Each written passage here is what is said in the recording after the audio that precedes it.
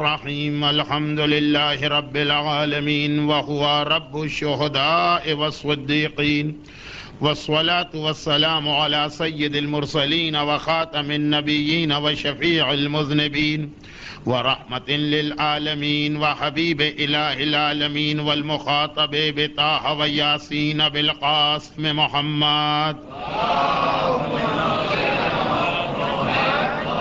وآله وعطرته الطيبين الطاهرين المعصومين المظلومين المنتجبين الميامين لا سيما على بقية الله في الأراضين وحجته على العالمين أجل اللهم له الفرج ولعنة الله على أعدائهم أجمعين.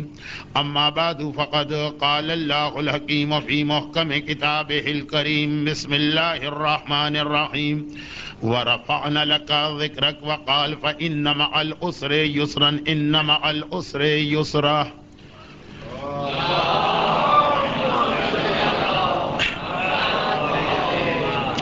اس سے پہلے کہ قرآن کریم کی ان آیتوں کی روشنی میں ایام اضحیٰ کے چوتھے عشرے کی اور ماہ سفر کے اس پہلے عشرے کی دوسری مجلس عنوان پہ شروع کی جائے. ایک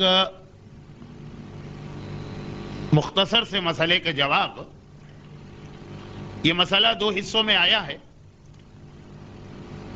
یا یہ کہیے کہ مسئلہ تو ایک ہی پوچھا گیا لیکن میں نے اسے دو حصوں میں تقسیم کر دیا، ایک آج کے لیے اور ایک کل کے لیے. یہ بھی وضاحت کر دی جائے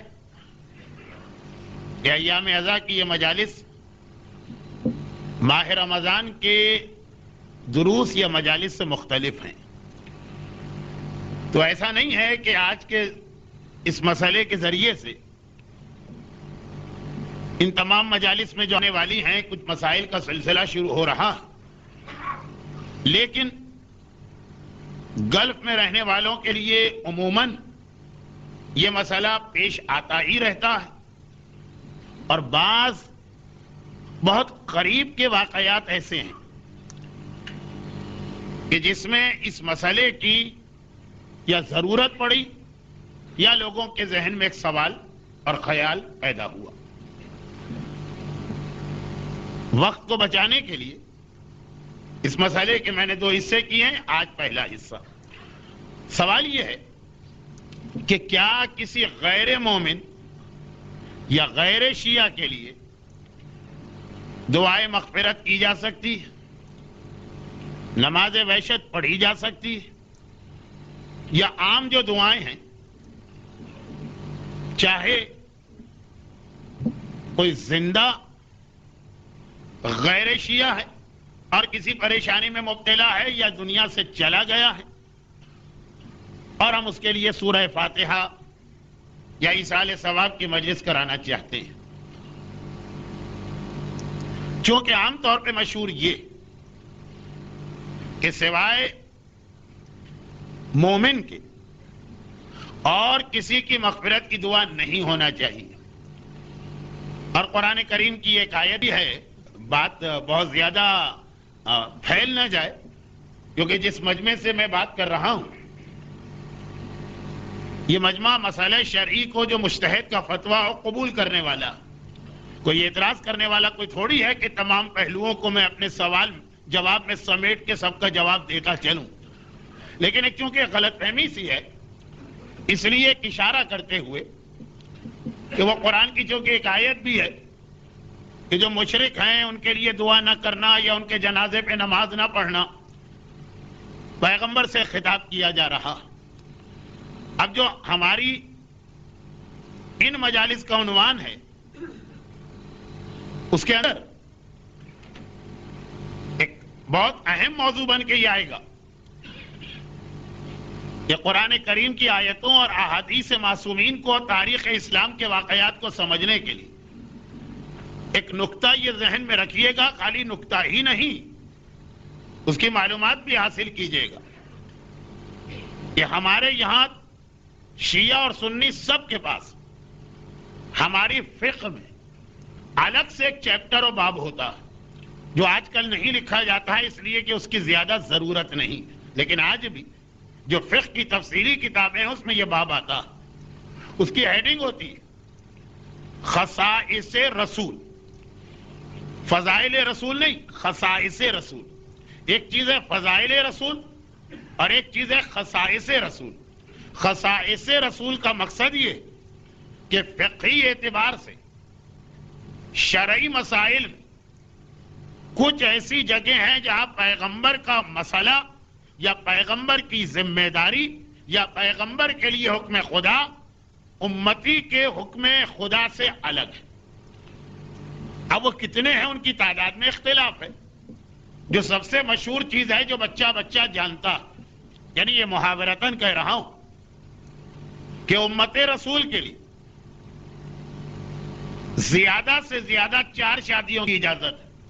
پیغمبر اسلام کے ایک وقت میں 9 یا 11 بیویاں تھیں، تو یہ ہر ایک کے ذہن میں ہے کہ یہ خصائص رسول میں۔ پھر عرض کر دوں فضائل رسول وہ عقیدے کا مسئلہ ہے جس میں پیغمبر کی فضیلتیں بیان ہوتی۔ خصائص رسول یہ فقہ کا مسئلہ ہے جو قرآنی توضیح المسائل وغیرہ میں بھی چھپا کرتا تھا کہ یہ کچھ احکامات ہیں جو امت کے لیے نہیں، یہ صرف پیغمبر کے لیے، اور اس کے اندر دونوں قسم کے احکامات، یعنی اب یہ 4 کے بدلے 9 یا 11 شادیاں، کیا ایسا لگا کہ جیسے امت کے مقابلے میں پیغمبر کو ایک سہولت یا ایک الگ سے ایک خاصیت ایسی دی گئی کہ جس کے اندر اب یہ نعوذ باللہ عیش وغیرہ کا پہلو تو نہیں، پیغمبر امت سے برتر فقہی اعتبار سے نظر آتے ہیں، وہ تو ہیں، لیکن سارے ایسے مسئلے نہیں، ایسے بھی مسئلے۔ رسول اللہ کے لیے نماز شب واجب نماز ہے، ہمارے لیے یومیہ نمازیں 5 ہیں، پیغمبر کے لیے یومیہ نمازیں 6 ہیں۔ تو دونوں طرح کے خصائص رسول، یا ذمہ داریاں زیادہ ہیں اور جہاں پہ فقہی اعتبار سے پیغمبر کو کچھ سہولتیں دی گئیں، ورنہ تو ساری کائنات ان کی۔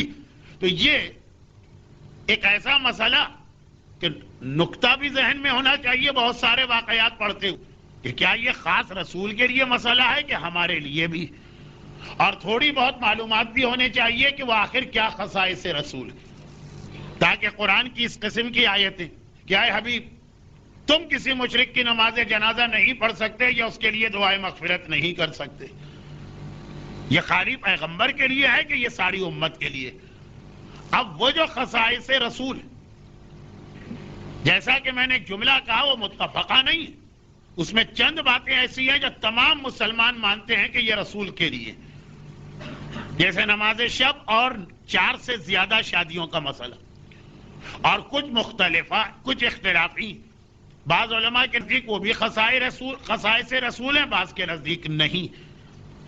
جیسا کہ میں نے کہا کہ آگے چل کر اس عنوان میں ایک پوری تقریر اس پہ آنے والی، لیکن آج جملہ بس ایک مثال دے دو۔ مسواک ہمارے اور آپ کے لیے مستحب ہے اور وضو سے پہلے سنت مؤکدہ، واجب نہیں۔ پیغمبر کے خصائص میں یہ شامل ہے کہ نہیں، اس میں اختلاف ہے۔ نماز شب میں اختلاف نہیں ہے، 4 سے زیادہ شادیوں میں اختلاف نہیں ہے، مسواک میں اختلاف۔ بعض علماء کہتے ہیں کہ یہ بھی خصائص رسول میں سے ہے، پیغمبر کے لیے مسواک واجب تھی، اور بعض کہتے ہیں کہ نہیں، ہمارے مقابلے میں تاکید زیادہ تھی لیکن واجب نہیں تھی۔ تو یہ اپنی جگہ ایک ایسا الگ سے چیپٹر کہ جسے سمجھے بغیر قرآن کی بہت سی آیتیں بھی سمجھ میں نہیں آتی اور تاریخ اسلام کے بہت سے واقعات بھی سمجھ میں نہیں آتے ہیں۔ تو یہ ضمنی بات اس لیے آ گئی کہ قرآن کے انداز سے یہ لگا کہ قرآن کسی مشرک یا کسی منافق، کیونکہ جو تاریخ کا واقعہ ہے وہ یہی تو ہے نا کہ عبداللہ ابن ابی کی نماز جنازہ رسول پڑھنے گئے تھے، جس کی وجہ سے ایک مسئلہ کھڑا ہو گیا کہ نعوذ باللہ یہ مسئلہ کھڑا ہو گیا، منافقین ہی کے حوالے سے کہہ رہا ہوں، انہوں نے ایک مسئلہ کھڑا کر دیا، اور مشرک کے لیے رسول دعا نہیں کر سکتے، دعائے مغفرت، یہ تو نعوذ باللہ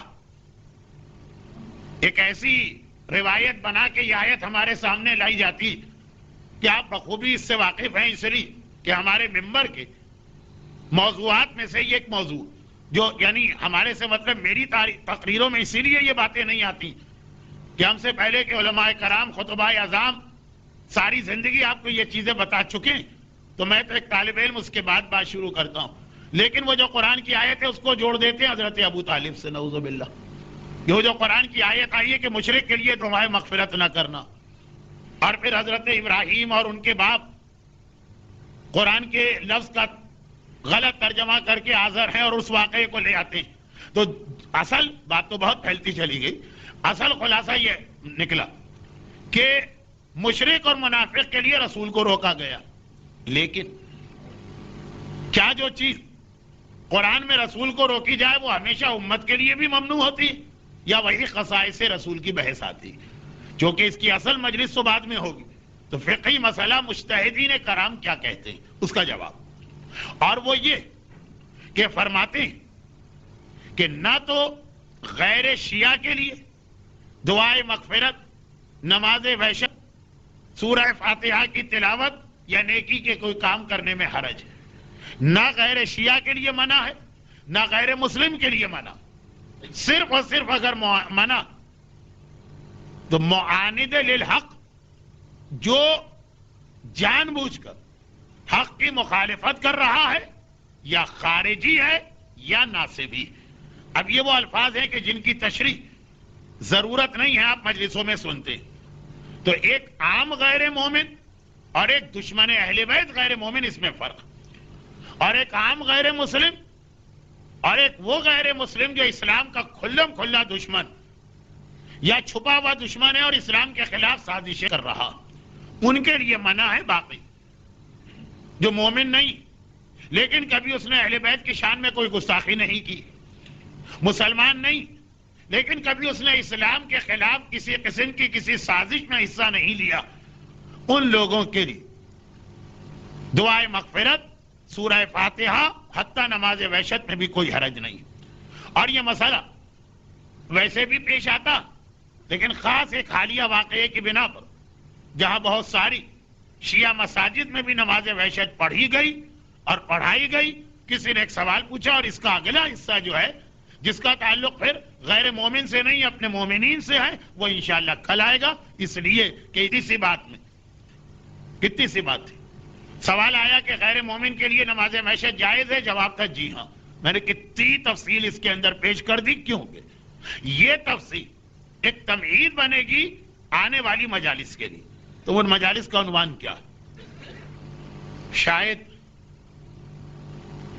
میری زبانی ایسی ہے کہ جس سے جو بات نکلتی ہے وہ ایسی ہی منحوس ثابت ہوتی ہے۔ بعض مومنین کے اعتبار سے کرکٹ میچ مجلس کے وقت سے پہلے ختم ہو گیا، چاہے لوگ خوشی کے عالم میں ہو چاہے غم کے عالم میں ہو، وقت اتنا ہے کہ وہ آج یہاں پہ آ سکتے ہیں، اور میں جس وجہ سے ایک دن تاخیر سے موضوع شروع کر رہا تھا وہ وجہ تو سامنے نہ آ سکی، لیکن بہرحال اب مجھے اپنے موضوع پہ بات شروع کرنا، اور ایک بار پھر میں یہ عرض کر دوں کہ وہ جو مومنین کرام کے دو سوال ہوتے، ایک زمانے کے امام کے حوالے سے کہ کوئی نئی بات، کوئی نئی حدیث، کوئی نیا خطبہ، کوئی نئی علامت، اس عنوان میں آگے چل کر ایک تقریر اس کے اوپر بھی ہوگی، عنوان کے اندر رہ کر، الگ سے جیسے کل میں نے مجلس پڑھی ویسے نہیں۔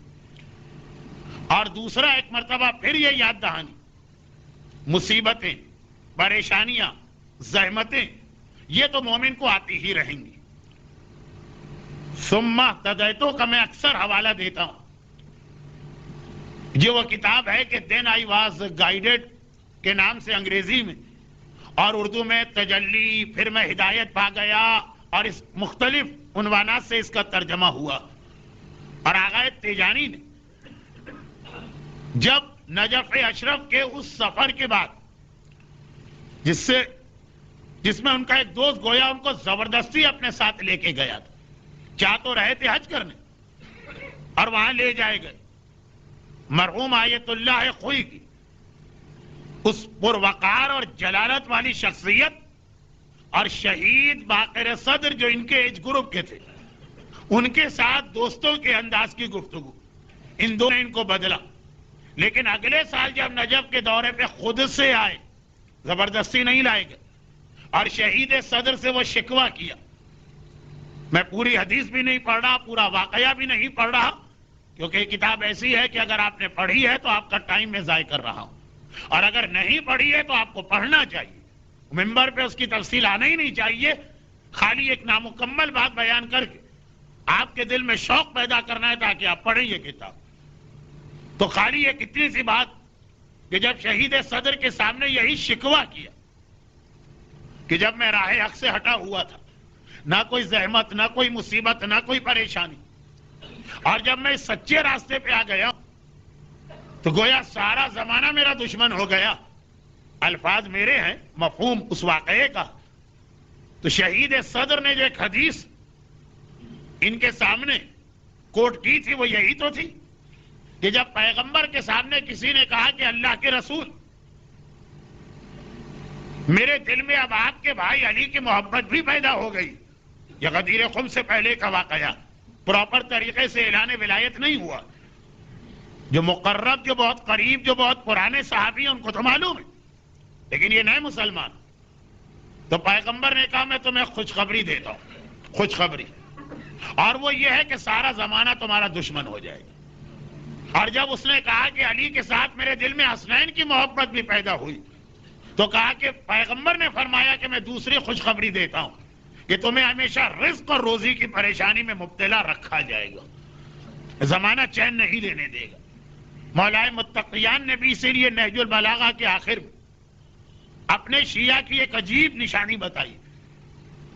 ایک تو نہج البلاغہ کے پہلے حصے میں مولا کا خطبہ حمام ہے. 2 سال جو میرا موضوع رہا مومن امیر المومنین کی نگاہ میں، اس میں کچھ تفصیلات آئی تھیں، پورا تو خیر اس میں بھی نہ آ سکا. اور یہ آخر میں کلمات القصاص جو 1-1 2-2 3-3 لائنوں کے میرے مولا کے فرمان ہیں، ان میں سے جو ہم سے محبت کرتا ہے اسے پہلے ایک چادر تیار کر کے رکھنا چاہیے. ایک چادر کس چیز کی چادر؟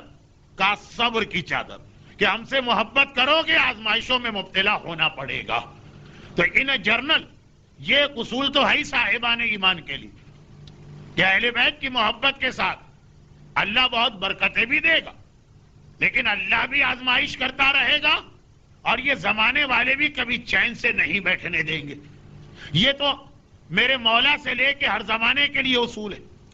جیسے جیسے آخری زمانہ قریب آتا جائے گا ویسے ویسے ضاقت الارض ومنعت السماء، الہی عظم البلا برح الخفا بچے بھی یاد کر چکے ہیں.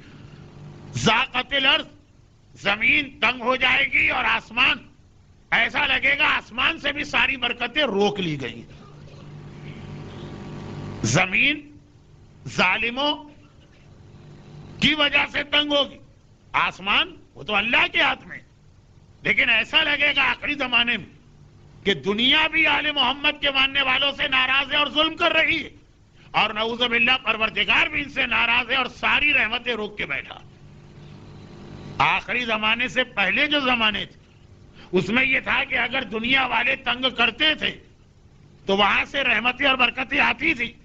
آخری زمانے کی تو پہچان یہ ہوگی کہ دنیا بھی تنگ ہو گئی، ضاقت، اور آسمان بھی روک لیا گیا، منعت. چنانچہ ظالم بھی تلوار چلائیں گے تو آل محمد کے شیعوں کی گردن کاٹیں گے، اور زلزلے آئیں گے، طوفان آئیں گے، تباہیاں آئیں گی، وہ بھی ان علاقوں میں جہاں آل محمد کے رہنے والے ہیں. مثلا بہت بڑا موضوع ہے، اور یہ اس سال کا موضوع ہے بھی نہیں، اس لیے میں اس کو جلدی جلدی کر کے سمیٹ رہا ہوں. تو خلاصہ یہ کہ مولا کی وہ حدیث کے صبر کی چادر سلواؤ، پیغمبر کا یہ فرمان کہ علی اور حسنین سے محبت کرنے والا اس بات کے لیے تیار رہے کہ اس کے خلاف دشمن بھی ہوں گے اور رزق بھی روکا جائے، یہ ہر دور کے لیے. اور ضاقت الارض ومنعت السماء، یہ آخری زمانے کے لیے جہاں پہ آزمائش اور امتحان اور زیادہ بڑھ جائے گا. لیکن اس کے ساتھ ساتھ خدا کا وہ قرآن میں وعدہ بھی ہے فَإِنَّ مَعَ الْعُسْرِ يُسْرًا، ہر زحمت و تکلیف کے بعد اسی دنیا میں ہم راحت کا زمانہ لائیں گے. ایسا نہیں ہے کہ قبر اور قیامت میں آئے گا. اسی دنیا میں آئے گا. اور اس کے حوالے سے میرے عزیز دوست ذاکر اہل بیت مولانا بالگرامی صاحب نے مجھے خاص دعا دی ہے تاکہ آپ تک وہ پہنچائی جائے. لیکن آج نہیں، کل شب جمعہ ہے، شب دعا. مومنین کرام بھی شاید زیادہ ہوں گے. آج تو آدھے لوگ غم سے نڈھال ہوں گے، آدھے لوگ مٹھائیاں بانٹ رہے ہوں گے. خلاصہ یہ تو یہ کل زیادہ مناسب ہوگا، کل اس دعا کا پڑھنا. ابھی تو میں عمومی بات کرتے ہوئے اپنے موضوع پہ آ جاؤں کہ اسی دنیا میں خدا کا وعدہ ہے فَإِنَّ مَعَ الْعُسْرِ يُسْرًا، ہمیشہ ہمیشہ تکلیف نہیں رہے گی.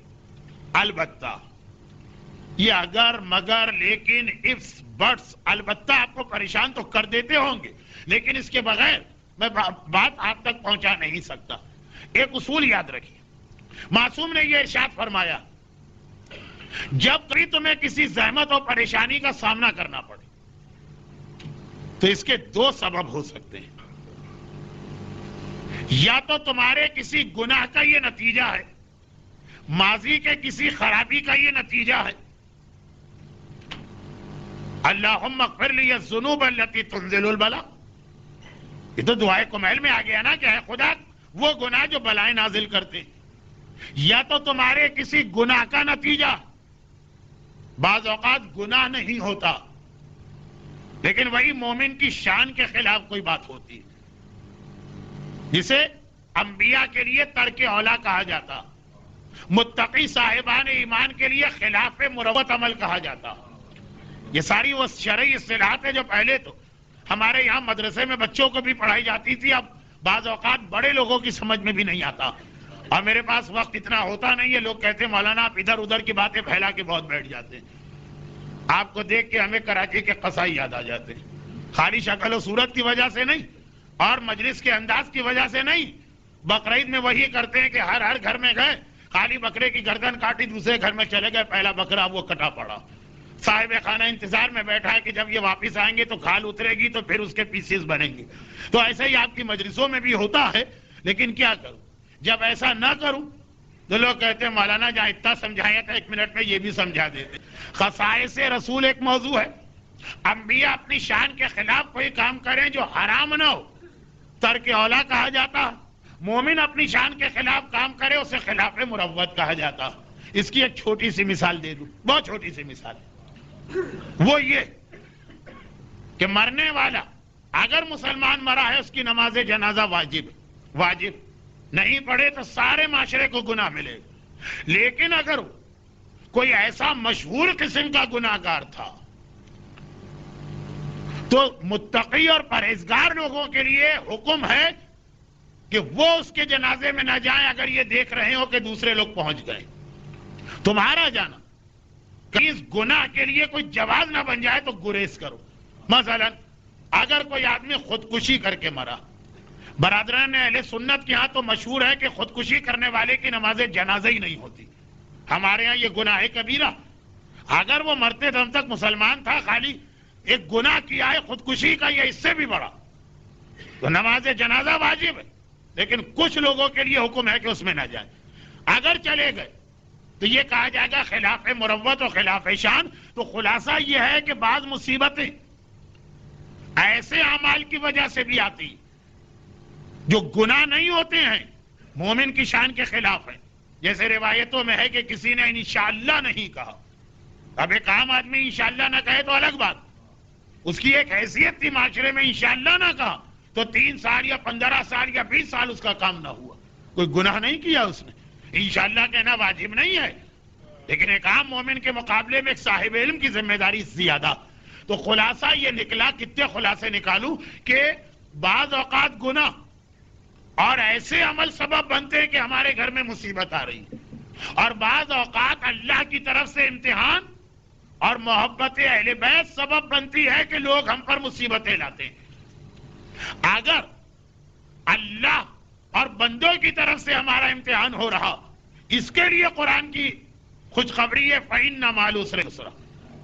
اللہ کبھی تمہاری طاقت سے زیادہ امتحان بھی نہیں لے گا، اور اس دنیا میں مستقل امتحان نہیں لیا جاتا. آل محمد کی بات چھوڑ دیجئے، ہم ان جیسے کہاں، ہمارے اور آپ کے اعتبار سے ہمارے لیے پیغام ہے کتنا ہی سخت امتحان کیوں نہ اس کے بعد راحت. ہاں اگر ہمارے گھر میں کوئی مصیبت ہمارے کسی گناہ کی وجہ سے آ رہی تو اس میں یہ اللہ کا وعدہ نہیں ہے کہ یہ مصیبت کے بعد راحت آئے گی. وہ مصیبت جائے گی ہی نہیں جب تک کہ وہ گناہ نہ چھوڑو گے. تو جو مصیبتیں آتی ہیں ان کی دو قسمیں. فرض کیجئے ایک مثال دے رہا ہوں. مشہور حدیث ہے کہ جس گھر میں کتا ہے وہاں رحمت کے فرشتے نہیں آتے, اور رحمت کے فرشتے نہ آنے کی وجہ سے آپ کو بڑی زحمت ہو رہی ہے 5 سال تک. اب آپ قرآن کی آیت بار بار تلاوت کر رہے ہیں فَإِنَّ مَعَ الْعُسْرِ يُسْرًا. یہ آیت آپ کے لیے نہیں ہے کہ جس کے گھر میں کتا نہیں, میں تو بطور مثال کہہ رہا ہوں. اگر کسی کے گھر میں شراب پی جا رہی جہاں بھی رحمت کے فرشتے نہیں آتے, اگر کسی کے گھر میں بے پردگی حد سے تجاوز کر رہی, بے پردگی کی بھی کیٹیگریز ہوتی ہے, ساری کی ساری حرام لیکن چھوٹا گناہ اور بڑا گناہ. اگر کسی کے گھر میں جوا کھیلا جا رہا, اس میں یہ نہیں ہے فَإِنَّ مَعَ الْعُسْرِ يُسْرًا, آج اگر زحمت ہے تو کل راحت مل جائے گی. بھائی اسی چیز کو ذہن میں رکھ کے لوگ سٹا کھیلتے ہیں. پتہ نہیں آج کتنا سٹا کھیلا گیا ہوگا. اور اگرچہ یہ میرا شعبہ ہی نہیں ہے, لیکن پتہ نہیں یہ میچ واقعاً میچ تھا کہ کسی سٹے کا نتیجہ تھا, یہ ممبر کا ٹاپک نہیں.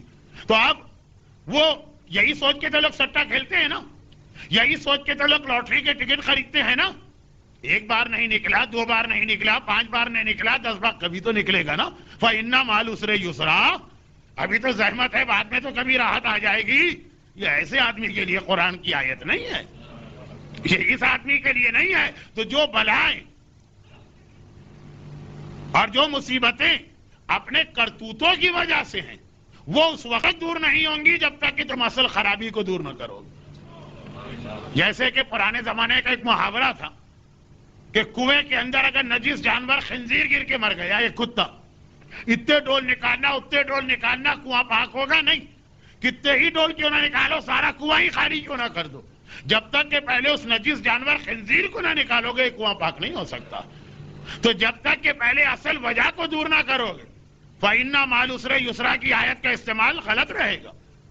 ہاں وہ جو اللہ کی طرف سے امتحان ہے یا جو بندوں کی طرف سے تمہارے ایمان کی وجہ سے تمہیں آزمائش میں ڈالا گیا, اس کے لیے خدا کا وعدہ ہے فَإِنَّ مَعَ الْعُسْرِ يُسْرًا. ہر زحمت کے بعد, ہر مصیبت کے بعد, ہر بلا کے بعد, ہر کمی رزق کے بعد, ہر بیماری کے بعد تمہارے لیے یسرا, راحت کا زمانہ آ رہا. اور یہی وجہ ہے کہ جب امام سے کوئی راوی پوچھتا مولا میرے گھر میں بڑی مصیبت ہے, تو امام کہتے ہیں ہر مصیبت کے وقت پہلے اپنا ماضی چیک کرو, اگر کوئی گناہ نظر آئے فوراً اس کی توبہ کر کے اس کا ازالہ بھی کرو. تو خالی توبہ سے کام نہیں چلتا ہے, کیونکہ وہ توبہ ہی نہیں ہوتی. آج تک خمس نہیں دیا, آپ دینا شروع کر رہے ہیں, پہلے ماضی کا بھی خمس دینا پڑے گا.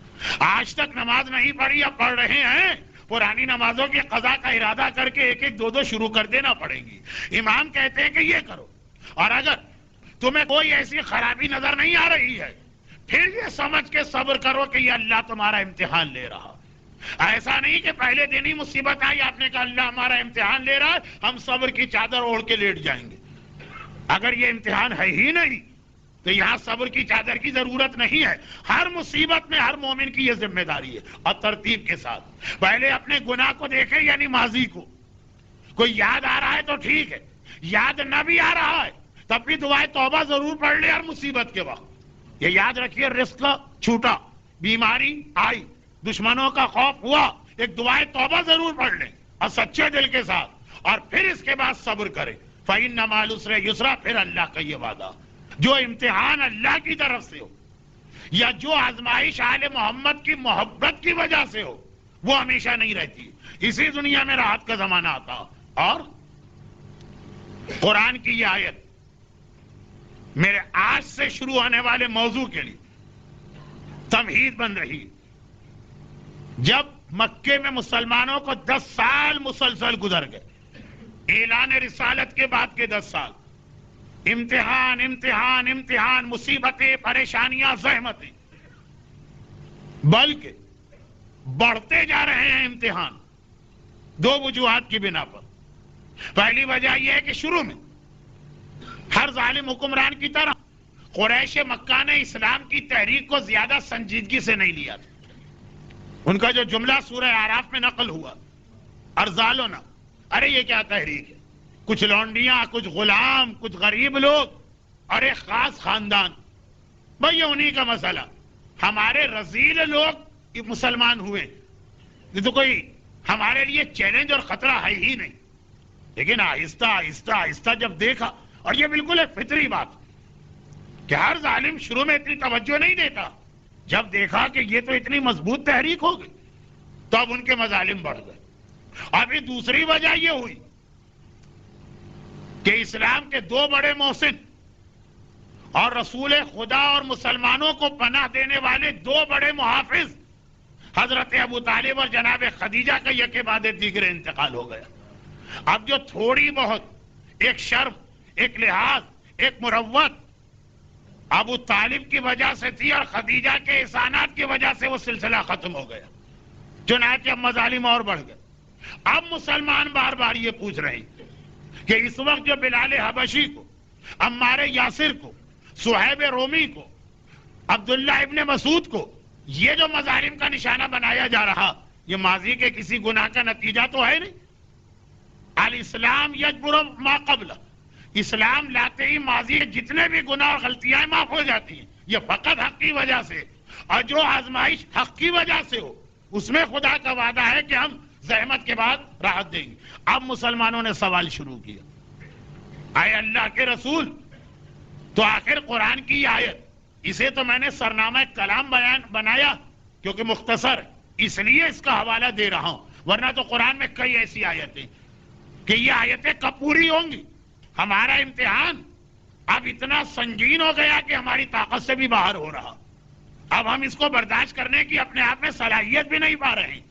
یہی تو ہوا نا کہ آخر میں عمار یاسر کو کفر کا کلمہ کہہ دینا پڑا، جو تقیہ کا کلمہ بنا جس قرآن کی آیت آئی، الا من اکرہ وقلبہ مطمئن بالایمان. اس کا کوئی گناہ نہیں ہے، جسے مجبور تو کیا جا رہا ہے لیکن اس کا دل ایمان پہ مطمئن ہے، وہ گناہگار نہیں. لیکن ایک مثال جب مسلمانوں کے سامنے آ گئی تو سب کو ڈر پیدا ہوا کہ ایسا نہ ہو کہ رفتہ رفتہ یہ سلسلہ اور بڑھ جائے، باقی لوگوں کا حوصلہ بھی جواب دے. اب اس وقت پروردگار عالم کو اس آیت کے حوالے سے مسلمانوں کو ایک پیغام دینا تھا. وہ کیا پیغام تھا؟ کہ حق کی وجہ سے جو آزمائش ہوتی ہے وہ ہمیشہ نہیں رہتی. چنانچہ جیسے ہی یہ دو عظیم محسن اسلام دنیا سے رخصت ہوئے، اللہ کے رسول کو سفر معراج کروائی گئی، سفر معراج کروایا گیا. ان مجالس کے لیے میرا عنوان ہے معراج. لیکن یہ اتنا طولانی سفر کہ محرم کے 10 دنوں میں تو نہیں ہو سکتا، رمضان کی 15 یا 20 تقاریر میں ہو سکتا، تو میں اس کے چند خاص پہلو آپ کے سامنے پیش کروں گا. لیکن سفر معراج مسلمانوں کے اس اہم ترین سوال کا ایک جواب تھا. اچھا، اصل میں سفر معراج 2 سوالوں کا جواب تھا. ایک سوال مسلمان ابھی کر رہے تھے، ایک سوال مسلمان 5 سال بعد کرنے والے تھے. ابھی ان بیچاروں کو پتہ ہی نہیں تھا کہ یہ بھی ایک سوال ہوگا. دونوں کا جواب، وہ جو بعد میں ہونے والا ہے اس کا جواب ایڈوانس میں دے دیا گیا. اس کے لیے یہ معراج کا سفر کروایا گیا، جس معراج کے سفر میں خصائص رسول بھی ہمارے سامنے آئے. فَإِنَّ مَعَ الْعُسْرِ يُسْرًا. آئے مسلمانوں، تم شیب ابی طالب کی زحمتیں بھی دیکھ چکے ہو، تم جناب خدیجہ کی وفات کے صدمے کو عام الحزن کے طور پہ 1 سال غم منا چکے ہو، تم حضرت ابو طالب جیسے بڑے سہارے کو اس دنیا سے رخصت ہوتے دیکھ چکے ہو، اور سمجھ رہے ہو کہ اللہ کا وعدہ ہے کہ راحت آنی چاہیے تو مصیبت اور آ رہی ہے. گھبراؤ نہیں، اللہ کا رسول اب اس سفر معراج پہ جا رہا جہاں سے بہت ساری بشارتیں لے کے آئے گا. لیکن پہلی ہی بشارت یہ تھی کہ میرے رب نے مجھ سے وعدہ کیا کہ اب مجھے اور ان مسلمانوں کو پناہ دینے والی ایک زمین جو مدینہ منورہ بعد میں کہلائی، اس وقت یثرب کہلاتی تھی، وہ مجھے دکھائی گئی. معراج کا سفر سب سے پہلا پیغمبر کا اسٹیشن جو تھا وہ مدینہ تھا. وہ اس لیے فَإِنَّ مَعَ الْعُسْرِ يُسْرًا، راحت اور آرام کا زمانہ دکھا دیا گیا. بھائی پیغمبر کہتے کہ خدا نے مجھ سے یہ وعدہ کیا تو لوگ کہتے کہ ایسے وعدے تو قرآن میں بہت سارے ہیں، فَإِنَّ مَعَ الْعُسْرِ يُسْرًا، یہ بھی تو وعدہ ہے. اب وعدے والی بات نہ رہی، کہا آنکھ سے دیکھ کے آ رہا ہوں، مجھے آنکھ سے دکھایا گیا. اور دوسرا ایک سوال، ابھی اس میں بہت باتیں ہیں لیکن آج چونکہ میں ایک اور پہلو سے بات کرنا چاہ رہا ہوں، اس لیے یہ والے نقطے ذرا مختصر کرتا ہوں. دوسری بات، مسلمانوں کو پتہ ہی نہیں کہ جب ان کو راحت پہنچانے کے لیے اللہ ان کو مدینے بھجوائے گا، باقاعدہ مدینے ان کے ہاتھ میں آئے گا. جس سال رسول اللہ معراج سے آئے اسی سال مدینے کا پہلے ڈیلیگیشن آیا تھا. رجب کے مہینے میں معراج ہوئی تھی، ذی الحجہ کے مہینے میں مدینے کا ڈیلیگیشن آیا تھا. تو وہ جو مدینے کی ہجرت تھی، اور یہ ذہن میں رکھیے گا 3 سال بعد رسول اللہ نے ہجرت کی تھی، لیکن اکا دکا مسلمانوں کو بھیجنا شروع کر دیا تھا. کہا سب ایک ساتھ نہیں جائیں گے ورنہ یہ قریش نہیں نکلنے دیں گے، 2-2 4-4 چلے جائیں. تو معراج کے سفر کے فوراً بعد ہجرت ہوئی، اور یہ ہجرت ہوئی اسی لیے کہ وہ سوال یہ مصیبتیں کب ختم ہوگی. پیغمبر معراج پہ گئے، کہا میں آنکھ سے دیکھ کے آ رہا ہوں. خالی یہ نہیں دیکھا، دیکھا تو بہت کچھ، وہی تو میرا موضوع بنے گا، لیکن آغاز یہاں سے کیا. لیکن ایک دوسری بات، تمہیں پتہ ہی نہیں کہ اب تم جہاں مدینے جا رہے وہاں پہ بظاہر تم دشمنوں سے محفوظ رہ جاؤ گے، یعنی وہ تمہارا شہر ہوگا، باہر سے دشمن آئیں گے لیکن بہرحال وہ تمہارا گھر، وہاں تم محفوظ. لیکن وہاں پہ دوسرا حملہ تم پر ہوگا، اور یہ حملہ زیادہ خطرناک ہوتا ہے. دوسرا حملہ کیا ہوگا؟ یہاں پہ تمہارا واسطہ پڑا ہے قریش مکہ سے، جو ہاتھوں سے بنا بنا کے بت ان کی پوجا کرتے ہیں. ان کے پاس آبائی عقیدہ ہے، دلیل کوئی نہیں ہے، اس لیے دلیل کے مقابلے میں رسول کے سامنے کبھی آئے ہی نہیں. ہمیشہ یا تیر لائے یا تلوار لائے یا کوڑے لائے یا بلال کے گلے میں رسی باندھ کے مکے میں گھسیٹنا لائے. جس کے پاس دلیل نہ ہو وہی تو ظلم کرتا ہے نا. تو اب یہ جو تھے یہ تم پر ظلم کر رہے تھے کیونکہ ان کے پاس کوئی علم ہی نہیں تھا. ان کا عقیدہ آبائی عقیدہ، کیوں بتوں کو پوجا کرتے ہو؟ ہم نے اپنے باپ کو دیکھا. اور تمہارے باپ کیوں کرتے تھے؟ انہوں نے اپنے باپ کو دیکھا. لیکن اب جو مدینے جا رہے ہو وہ شہر تمہارا، لیکن وہاں پہ یہودی رہتے ہیں، اور یہودیوں کے پاس طاقت نہیں تھی. مدینے کے یہودی، خیبر کے یہودی طاقتور تھے، مدینے کے یہودی تو مدینے والوں کے غلام تھے. طاقت تھی مدینے والوں کے پاس، لیکن علم ہے ان کے پاس. وہ قریش مکہ کی طرح کے جاہل نہیں، وہ علم رکھتے. البتہ کمثل الحمار یحمل اسفارا، ایسا علم ہے جیسے گدھے پہ کتابیں لاد دی گئی. جو علم آدمی کو حق کی جانب نہ لے جائے اس کو قرآن کہتا ہے گدھے پہ کتابیں لدی ہوئی. لیکن وہ ایک الگ موضوع ہو جائے گا. پھر بھی علم ہے، تورات ہے، تورات کے کچھ اصلی 1-2-4 بچے ہوئے نسخے ان کے علماء کے پاس ہیں. اب یہ لوگ تلوار نہیں جلائیں گے تمہارے خلاف. بھائی یہودی اور مسلمانوں میں صرف ایک خیبر کی جنگ ہوئی، وہ بھی مدینے والوں نے نہیں کی، باہر والوں. وہ بھی اگر زیادہ گہرائی میں جا کے دیکھیں تو انہوں نے آ کے مدینے پہ حملہ نہیں کیا، مسلمان وہاں گئے. یہودی کا مسئلہ پیدا کر رہے ہیں، علمی اعتراض. تیر نہیں ہے، تلوار نہیں ہے، نیزے نہیں ہے، خون نہیں بہ رہا ہے، گردنیں نہیں کٹ رہی ہیں، گلے میں رسی باندھ کے نہیں گھسیٹا جا رہا، لیکن شک پیدا کیا جا رہا. اور یاد رکھیے، مومن مرنے سے نہیں ڈرتا ہے، مومن اس سے گھبراتا ہے کہ کہیں میرا عقیدہ یا میرا ایمان نہ چلا جائے. چھوٹی سی ایک مثال، یہ چونکہ میں 10 سال پہلے پڑھ چکا ہوں پورا واقعہ تفصیل کے ساتھ، سب کو چھوڑیے، خالی ایک چھوٹی سی مثال، قرآنی مثال، حدیث والی مثال. یہ اس لیے سمجھانا ضروری ہے کہ جن جن علاقوں میں صاحبان ایمان پر دشمنان اہل بیت ظلم کر رہے ہیں وہاں تو پتہ ہے کہ ظلم ہو رہا ہے، وہاں رہنے والے بھی ہوشیار ہیں کہ ہم پہ کسی وقت بھی ظلم ہوگا. زیادہ بڑا خطرہ ان علاقوں کے مومنین کے لیے ہے جہاں کوئی ظلم نہیں ہو رہا.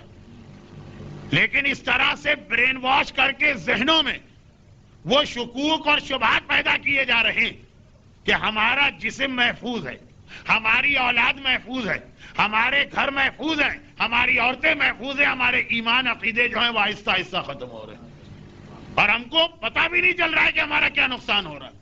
ہم کہتے ہیں افسوس کوئٹہ میں کیا ظلم ہو گیا، افسوس منڈی بہاؤالدین کے پھالیہ کے علاقے میں جلوس پہ کس طرح فائرنگ ہوئی، افسوس بھولا علاقے میں کس طرح سے بم کے دھماکے ہوئے۔ وہ ٹھیک کہنا چاہیے، اس غم کو محسوس کرنا چاہیے، لیکن اپنے آپ پہ بھی افسوس کر لیں۔ ان کے جسموں کو دھماکوں سے اڑایا گیا، ہمارے عقیدے اور ایمان کو دھماکوں سے ختم کیا جا رہا، اور ہمیں پتہ بھی نہیں۔ یہ مدینے میں مسلمانوں کو مسئلہ پیش آ رہا تھا، اور اس کے لیے مثال معصوم کی وہ حدیث کہ میں حیران ہوتا ہوں جب کسی کو کسی پہ ظالم حکمران کا دباؤ بڑھ جائے اور وہ پریشان ہو جائے، وہ پریشان ہو جائے، امام کہتے ہیں میں اس کو دیکھ کے حیران ہوتا ہوں۔ ظالم حکمران کسے کہتے ہیں؟ جو لفظ ہے نا عربی کا، اس کو حکمران بھی نہیں کہہ سکتے۔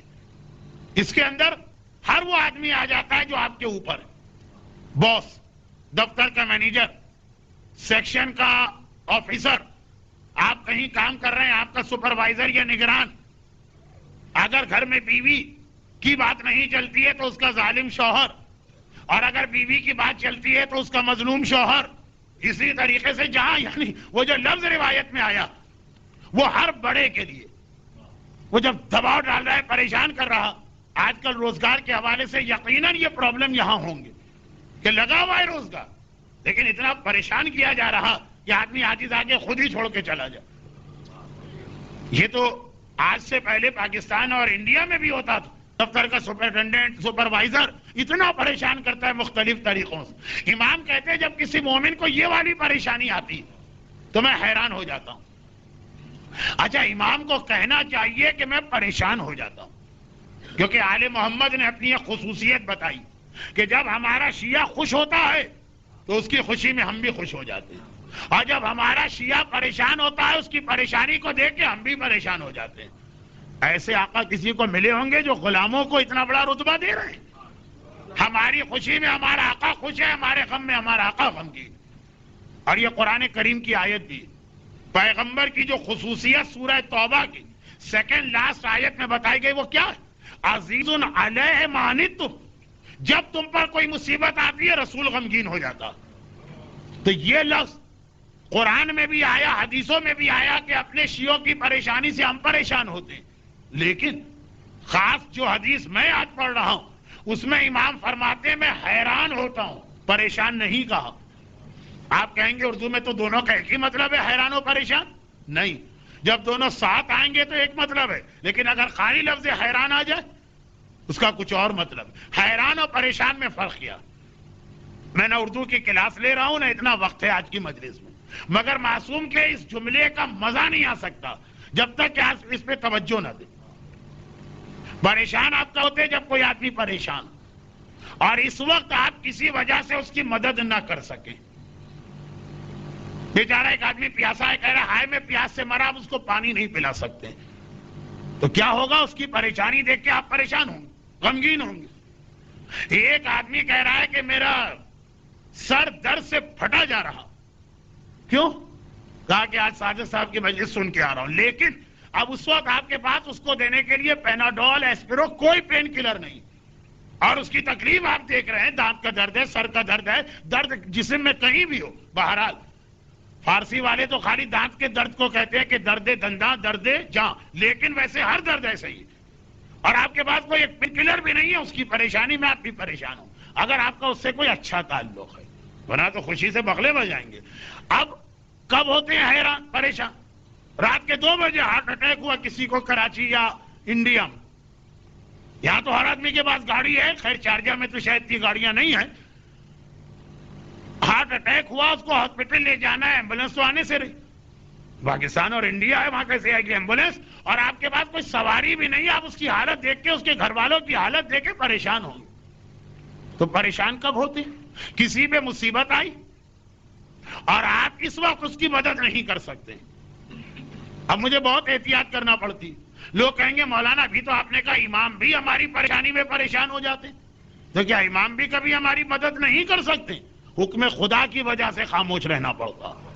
کل میں نے ایک بات کہہ دی تھی، وہ ہر جگہ چلے گی جہاں میری زبان پہ نعوذ باللہ کوئی ایسا لفظ آئے جو آپ کو توہین امام محسوس ہو.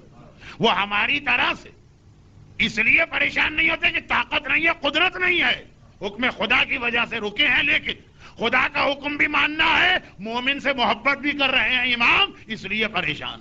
اور حیران کب ہوگا ایک آدمی، ہائے میں مرا پیاس سے مرا جا رہا ہوں، اور بالکل اس کے سامنے پانی رکھا ہوا. اب آپ پریشان نہیں ہوں گے، آپ حیران ہوں گے کہ بھئی یہ پانی اس کے سامنے ہے، یہ مثلا لندا بھی نہیں ہے، فالج بھی نہیں ہے، ہاتھ بڑھا کے پانی پی سکتا، پی کیوں نہیں رہا؟ ایک تو اس لیے نہیں پیتا ہے کہ اس کو انگریزی بولنے کا شوق ہوتا. آپ کر کے مر گئے، سرانے دھرا رہا پانی. اس زمانے میں فارسی تھی، آج انگریزی. بھئی ہم آئے کسی چھوٹے شہر سے، اب آپ پیاسے ہیں، واٹر کہہ رہے ہیں، بیوی بھی سرانے کھڑی ہے، بچے بھی کھڑے ہیں، ان کو پتہ نہیں واٹر کسے کہتے. کاش پانی کہہ دیتے تو وہ اٹھا کے دے دیتے. وہ نہیں، پانی سامنے ہے، ہاتھ نہیں بڑھا رہے، اور کہہ بھی رہے ہیں کہ ہائے میں مرا. اب ہم پریشان نہیں ہوں گے، حیران ہوں گے. ایک آدمی درد کی شکایت کر رہا ہے، دوا اس کے ہاتھ میں ہے اور کھا نہیں رہا. اب ہم حیران ہوں گے، پریشان نہیں ہوں گے. ایک آدمی رات کے 2 بجے اس سے ضرورت پڑی ہاسپٹل جانے، گھر میں گاڑی بھی ہے، پیٹرول بھی ہے، گاڑی چلانے والا ڈرائیور بھی ہے، وہ خود نہیں جاتا اور کہہ رہا ہے کہ ارے کوئی مجھے لے جائے، ارے میری سواری. ہم حیران ہوں گے، سواری تو تمہارے پاس ہے. تو اب امام فرماتے جب کوئی تمہارا باس یا سربراہ تمہیں پریشان کرے اور تم پریشان ہو جاؤ، تو امام کہتے میں تمہاری پریشانی دیکھ کے حیران ہوں.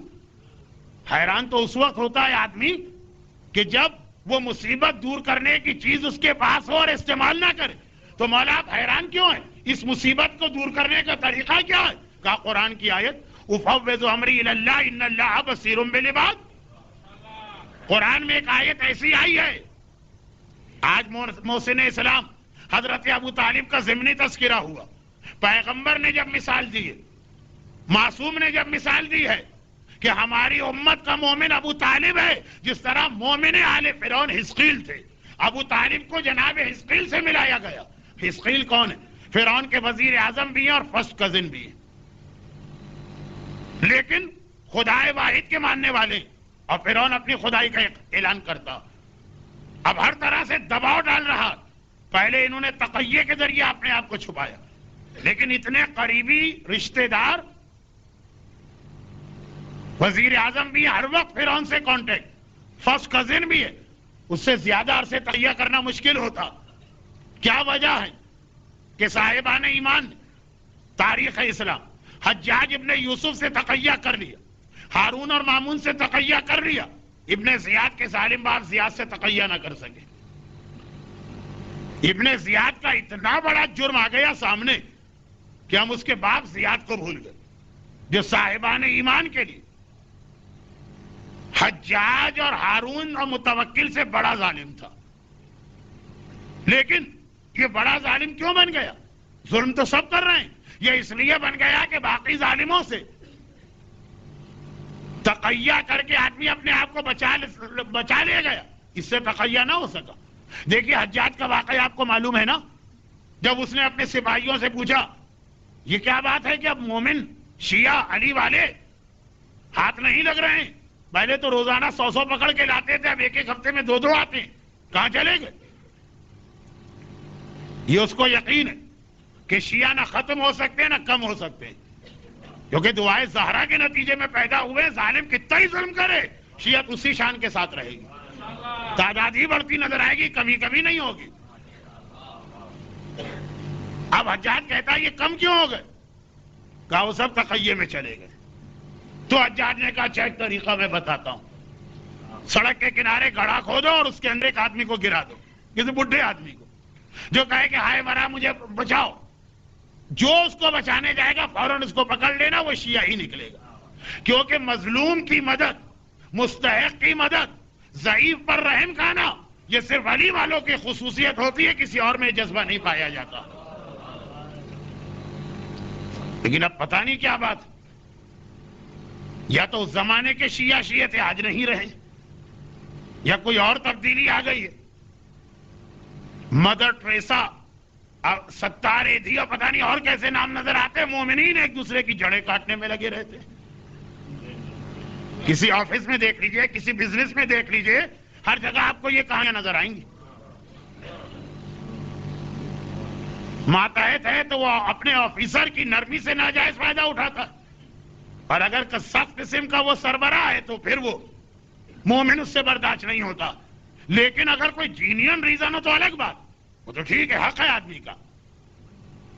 میں بات بہت پھیلا رہا ہوں، آخر اس کو مکمل کرنا ہے تو خلاصہ یہ حجاج کا واقعہ ہے کہ اس نے شکایت کی کہ نہیں مل رہے شیعہ. ہارون 7ویں امام کا قتل تو اس کے دامن پہ اتنا بڑا دھبا ہے کہ آگے کچھ کہنے کی ضرورت ہی نہیں.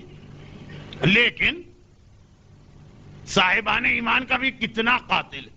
وہ ایک واقعہ پھر بھی لوگ پڑھ دیتے ہیں کہ اپنے ایک ساتھی حمید ابن قاتبہ کو بلایا اور تلوار دے کے کہا کہ فلاں گھر میں جاؤ، 60 سید ہیں، سب کی گردنیں کاٹ کے اسی کنویں میں ان کو ڈال دو، جو آج بھی مشہد کے قریب وہ کنواں نظر آتا.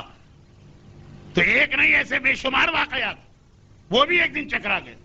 اے میرے سپاہیوں، بہت دن ہو گئے، شیعہ ہاتھ نہیں آ رہے، ان کی تعداد کم ہو گئی. کہا وہ تقیہ میں چلے گئے. تو پھر اس نے ایک گر بتایا، لیکن وہ چیز تو بیان کرتے ہوئے بھی میرا دل نہیں مانتا.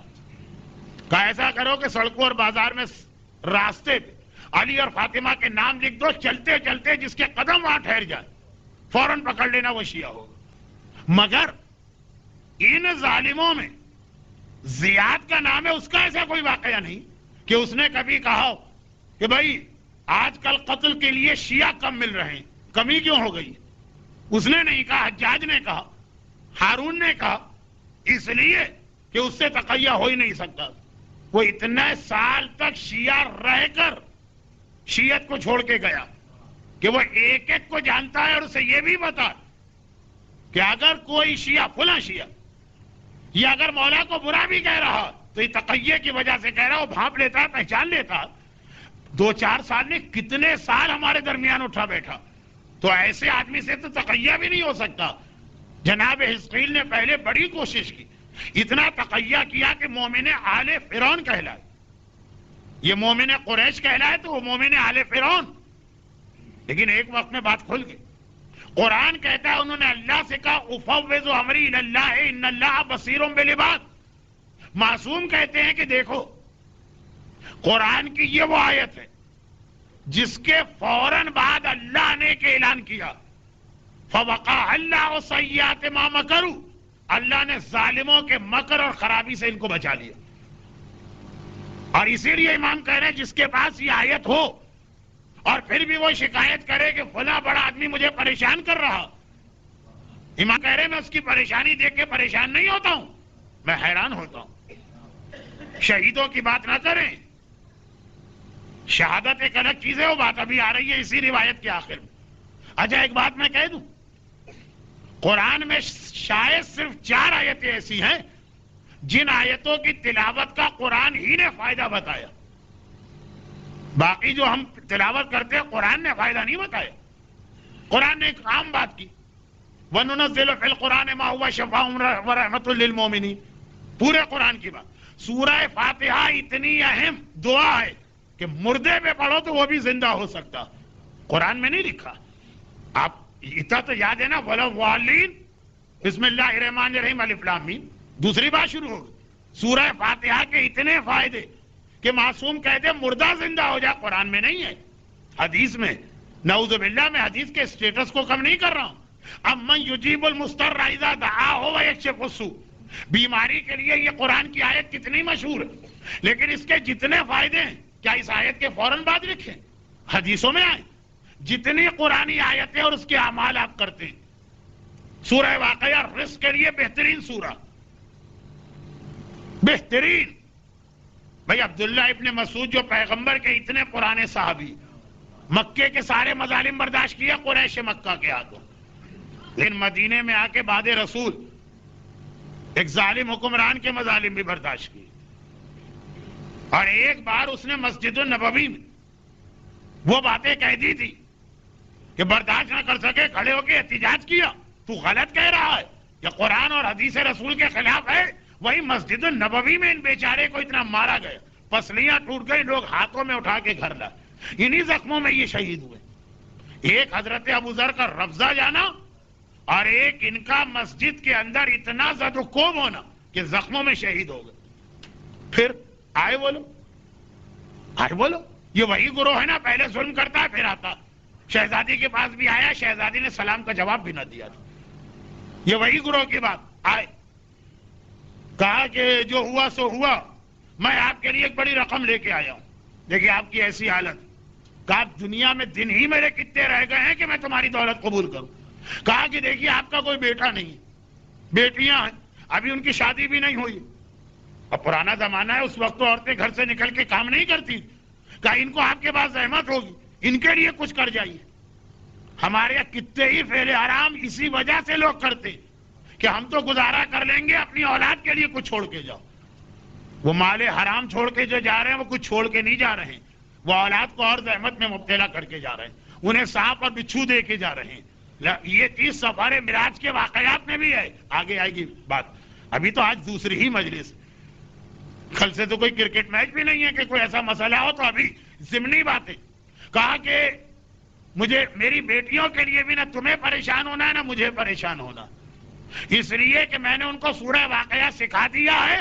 وہ ہر عشاء کی نماز کے بعد سورہ واقعہ پڑھتی ہیں. پیغمبر کا وعدہ ہے, مجھے یقین ہے ان کا ہاتھ کبھی خالی نہ رہے گا. عام حالات میں یہ کہنا الگ بات ہے. اب اس طرح مرگ پہ آدمی آخری سانس لے رہا ہو اور بیٹیاں ہو اور ان کے لیے کچھ نہ ہو اور سامنے دولت کے ڈھیر آ رہے ہوں, پھر یہ کہنا یہ اسی وقت, اتنے یقین سے آدمی اسی وقت کہہ سکتا ہے جب صادق و امین رسول کی زبانی براہ راست سنا. اتنا یقین اسی وقت آ سکتا. جیسے میں اس مجمع سے ایک بات کہہ دوں, ذرا موضوع سے ہٹ کے, لیکن صادق و امین رسول, اگر اتنی ساری حدیثیں آپ سنتے ہیں داڑھی رکھو نہیں رکھتے, لیکن واقعاً اگر آپ براہ راست رسول سے سنتے تب بھی یہ حالت ہوتی کہ آپ کی, ہرگز نہیں ہوتی. سورہ واقعہ, لیکن اس کا یہ فائدہ کہ سورہ واقعہ کی رات کو تلاوت کرنے والا کبھی اس کا ہاتھ تنگ نہیں ہو سکتا. یہ قرآن میں نہیں آیا, یہ حدیث میں آیا. تو یہ آیت اور 3 آیتیں اور 4 آیتیں صرف قرآن میں ایسی کہ پہلے قرآن نے آیت نازل کی, پھر قرآن ہی نے اس کا فائدہ بتایا اور فوراً بتایا. اتنا بھی انتظار نہ کیا کہ ایک سورے میں آیت آ جائے اگلے سورے میں فائدہ آ جائے. ایک پارے تو خیر بعد میں بنائے گے, ایک رکوع میں آیت آ جائے رکوع بھی بعد میں بنائے گے, ایک صفحے پہ آیت آ جائے اگلے صفحے پہ فائدہ آ جائے, وہ بھی نہیں. وہیں قرآن نے فوراً ملا دیا. کیا کہا, افوض امری الی اللہ ان اللہ بصیر بالعباد فوقع اللہ سیئات ما مکروا. جس نے یہ پڑھا اللہ نے اس کو ظالم سے بچا لیا. لیکن اب امام ہی آپ سے ایک سوال کر رہے ہیں, کہہ رہے ہیں کہ کیا تم نے قرآن کی یہ آیت کبھی پڑھی ہے؟ یہ اب اگلی نشست کی بات. وہ تو امام نے پہلے مومن کی پریشانی میں اس کو یہ بتایا. جب مومن کی پریشانی کی بات آتی ہے تو عورتیں ذرا لاپرواہ ہو جاتی ہیں, پھر الگ سے شکایت کرتی ہے مولانا ہمارا شوہر بڑا خونخوار ہے, گھر میں کیا آتا ہے ایسا لگتا ہے کوئی بھوکا شیر داخل ہو رہا. لمبی لمبی مجلسیں پڑھے, اچھا جتنی دیر گھر سے باہر رہے. ہیں بہت ساری مظلوم عورتیں بھی. حتیٰ آپ دیکھیے اس 21ویں صدی کے اندر جہاں اسلام ویسے ہی بدنام ہو رہا ہے, ایسے مرد آج بھی ہیں جو اپنی بیویوں پہ ہاتھ تک اٹھا لیتے ہیں. ہمارے یہاں تو مشہور محاورہ تھا کہ یہ نیچ قوم اور ذلیل لوگوں کی عادت ہے, لیکن اچھے خاصے لوگ آج بھی ایسے جو نہ شرافت انسانی اجازت دیتی ہے نہ شریعت اسلامی اجازت دیتی ہے. تو لیکن جب اس قسم کی حدیثیں پڑھی جاتی ہیں عورتیں یہ سمجھتی ہے کہ یہ تو ظالم عمران کی بات ہے, ہمارا اس سے کیا تعلق, یہ تو آفس کے باس کی بات ہے, اس سے ہمارا کیا تعلق, یہ گھر کی بات بھی ہو رہی. لیکن اگلی دفعہ, یہ تو ہو گیا ایک دفعہ کا مسئلہ, اگلی دفعہ امام نے ایک دفعہ سوال کیا اپنے صحابیوں سے, بیٹھے کیا تم نے کبھی غور کیا کہ قرآن میں ایک آیت آئی کہ مومن آل فرعون حزقیل, یہ اصول کافی جلد 2 کی روایت ہے, چیپٹر کا نام ہے سلامتی دین, اس کی پہلی روایت. کبھی غور کیا کہ قرآن نے کہا کہ حزقیل نے یہ آیت پڑھی تو ہم نے ان کو ظالموں سے کی خرابی سے بچا لیا, تو حزقیل کیا بچے, وہ تو مارے گئے, آگ میں ڈال کے ان کو جلایا گیا, ان کی بیوی کو جلایا گیا, ان کی ساری اولادوں کو جلائے گا.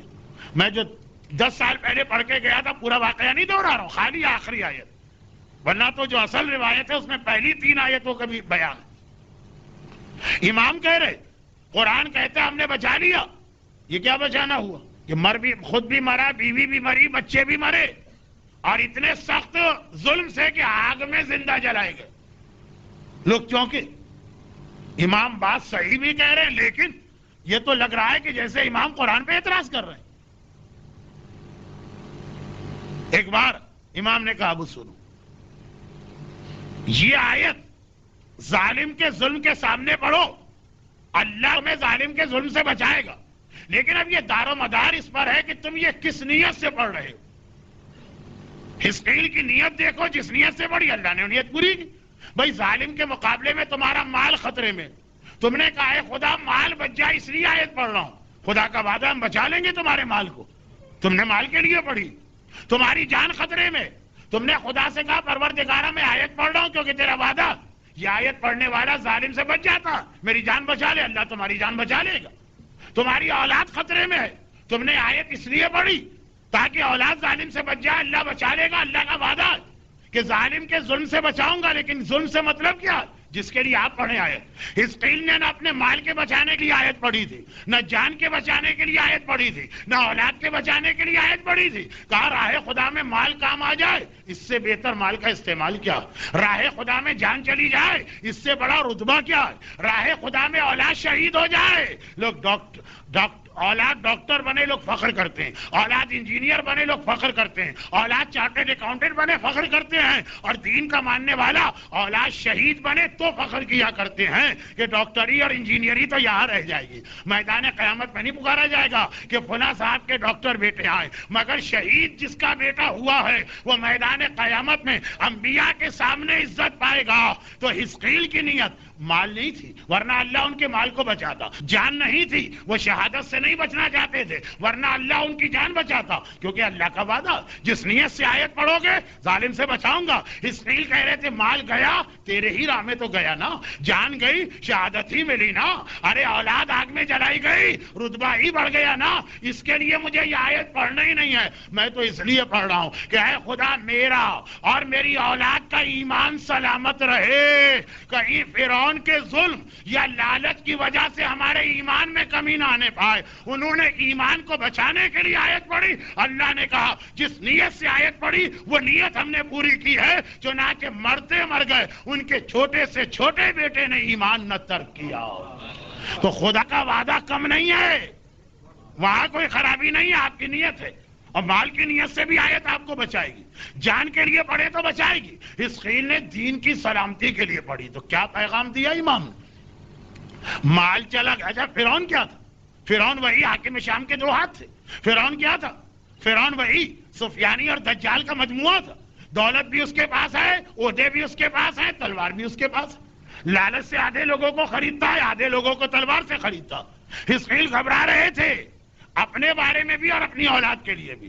اللہ نے ایمان بچایا، حزقیل نے پیغام دیا مال گیا نقصان نہیں ہے، جان گئی نقصان نہیں ہے، اولاد گئی نقصان نہیں ہے، تیر و تلوار جسم پہ لگے نقصان نہیں ہے، گرد کٹی نقصان نہیں ہے، خون بہا نقصان نہیں ہے، لیکن ایمان و عقیدے میں کمی آ گئی، اس سے بڑا کوئی نقصان نہیں ہے. والعصر ان الانسان لفی خسر، قرآن کہتا ہے انسان خسارے میں ہے. کون سا خسارہ؟ یہی ایمان کا. تو مکے میں اے مسلمانوں تمہیں تیر ملیں گے، تلواریں ملیں گی، کوڑے ملیں گے، تشدد ملے گا، ظلم ملے گا، اور مدینے میں اس میں سے کچھ نہ ہوگا.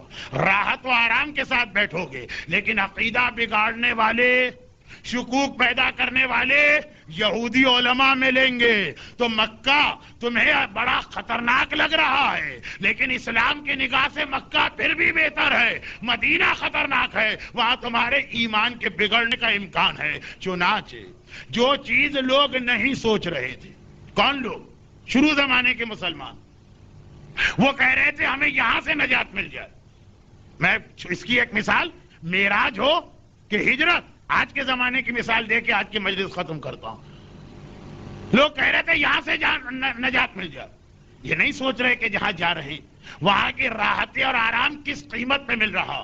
عقیدہ بگڑ سکتا، کیونکہ بڑی فتنہ پرداز قوم ہے یہود. وہ میدان میں تو آنے کے قائل ہی نہیں ہیں. کچھ آ کے بھاگ جاتے تھے، یہ بھاگتے کیسے، ہی تو آتے ہی نہیں تھے. حضرت موسیٰ جب ان کو بچا کے لے گئے کیا کہا؟ فَذْهَبْ أَنْتَ وَرَبُّكَ، جاؤ تم اور تمہارا پروردگار، فَقَاتَلَا، یہ دونوں لڑے. نَحْنُ هَاهُنَا الْقَاعِدُونَ، ہم تو یہاں بیٹھے ہوئے. یہ قرآن کی آیت کہہ رہی.